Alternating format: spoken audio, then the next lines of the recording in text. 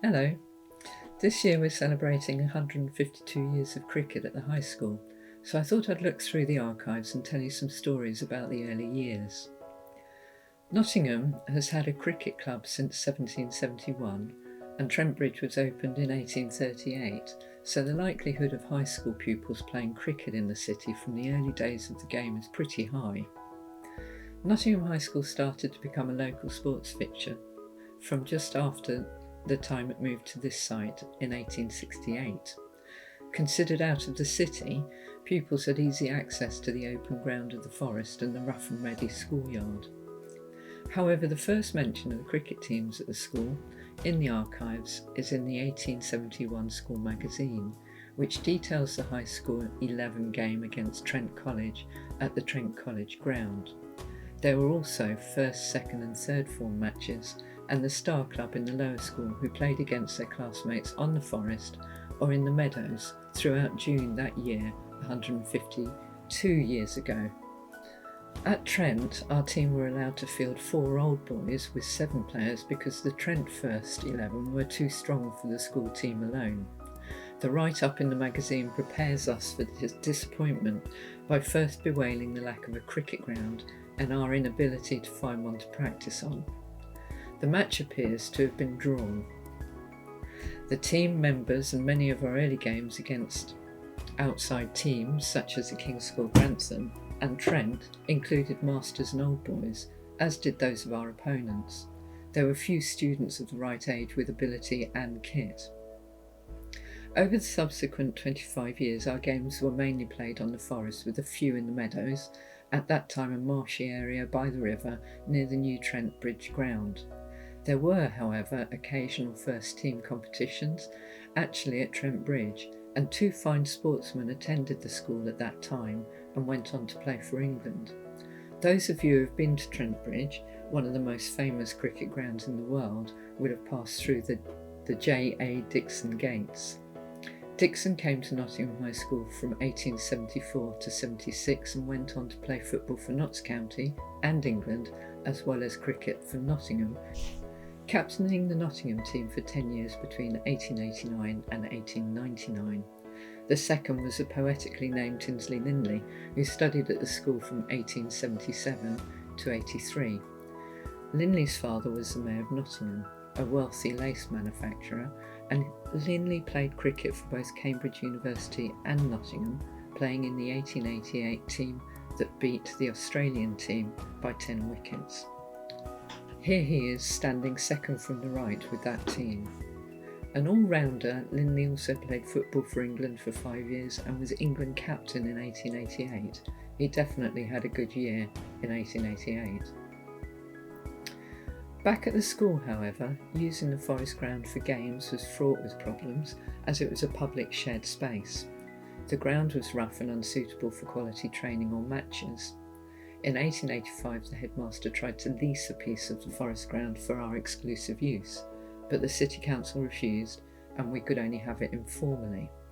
The council allowed no play after 6 p.m. in the evenings, none at all on Thursdays and Saturdays, and the headmaster pointed out, when we do play, we are instantly surrounded by a group of unemployed persons who sometimes steal our clothes and always use the vilest language.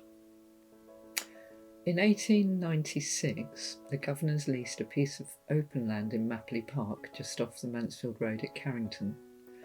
The headmaster asked for donations to build a pavilion and other necessary equipment such as a roller, mowing machine. The bill from a hardware store showed what we paid for some copper wire, a broom and 2 daisy grubbers.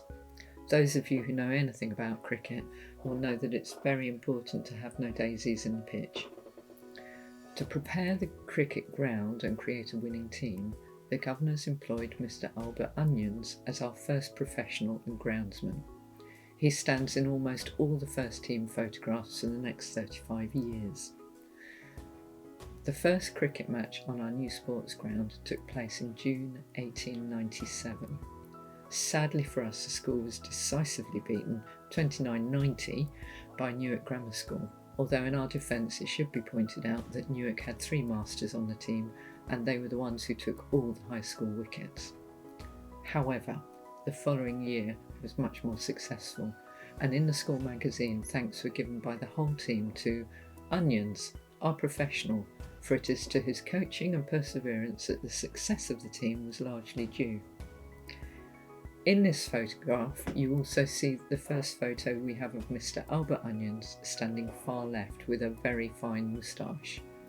This is the successful 1898 team under Captain Norman Frost. Norman was the son of a gentleman's outfitter who went to Cambridge and became a vicar. He served as an army chaplain in Baghdad in the First World War.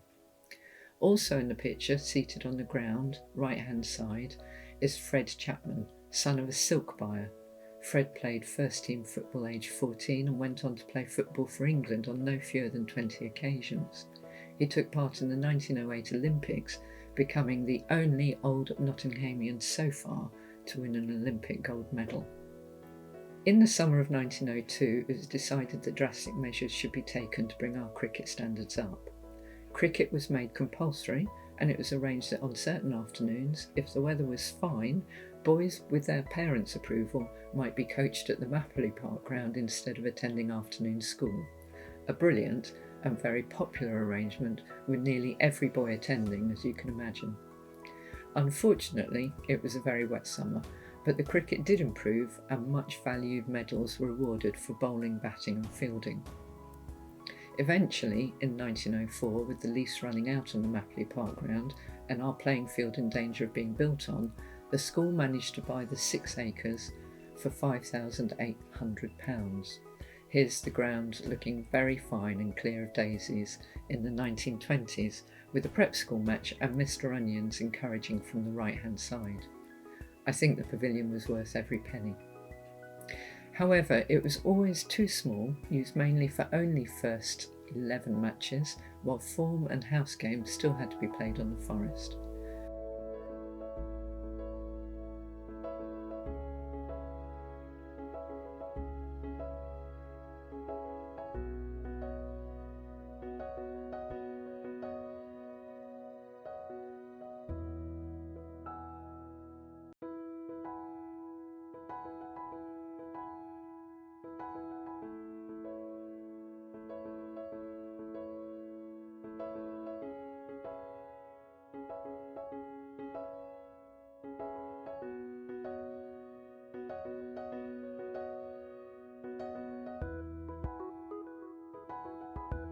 Maperley Park is still a cricket club today, but not ours.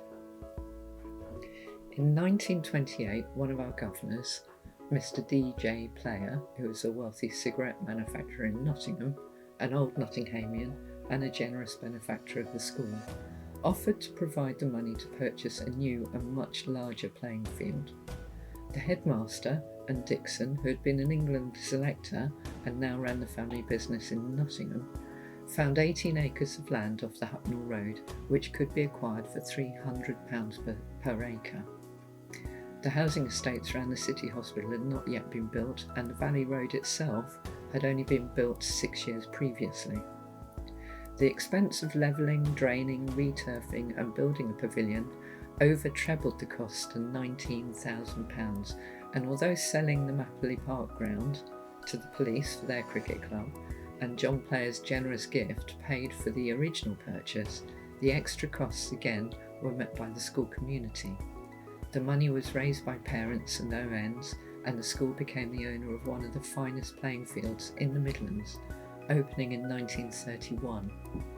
Albert Onions was the school's first groundman, employed for nearly 39 years. He was very valuable to the school both as a coach and in preparing excellent wickets for the team. He also umpired every first 11 home match for 25 years. When he died at the Valley Road ground in 1937, his loss made a deep impression on the school, and the headmaster paid tribute. It would be hard to exaggerate the value of his services. For more than 20 years he took the sole responsibility for coaching the first 11. He worked hard at it and was rewarded by seeing the cricket reach a standard which was the envy of rival schools, and his old pupils taking their places at the best of local clubs.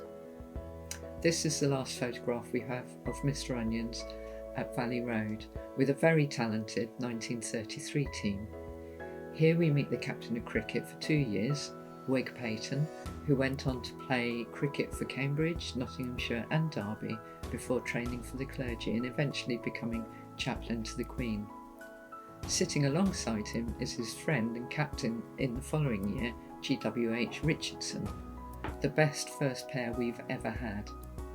Richardson went on to be school captain and later Governor of the Bank of England. His brother Bruce was captain of cricket in 1936 but was killed 4 years later at Dunkirk.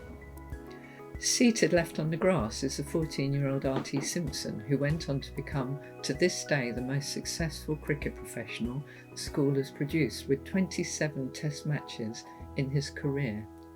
Reg Simpson served as a pilot in the RAF in 1944, and his school friend, DJ Furley, also in the RAF, wrote to the school magazine to say that on a recent visit on duty to Bombay, he was tempted to look in at the cricket match there and was amazed and delighted to find R.T. Simpson at the wicket and performing with his usual skill.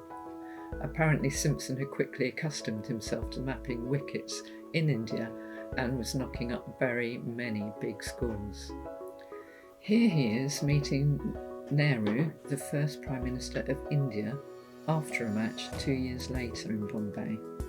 Incidentally, just before leaving England with the RAF, he scored no less than 529 runs in 9 days, all against first-rate opponents.